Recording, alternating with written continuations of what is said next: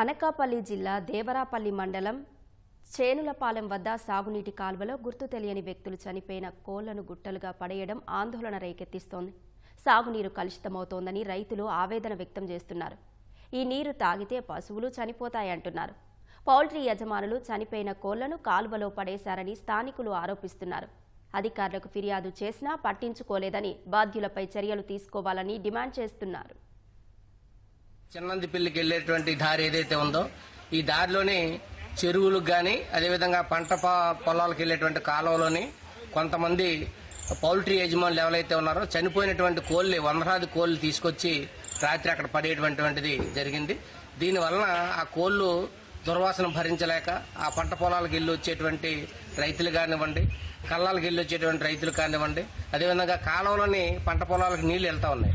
నీళ్లు గాని పూర్తిగా కలుషితం అయిపోయి దుర్వాసన భరించలేక ప్రజలు తీవ్ర ఇబ్బందులు పడేటువంటి పరిస్థితి అక్కడ కనిపిస్తా ఉంది.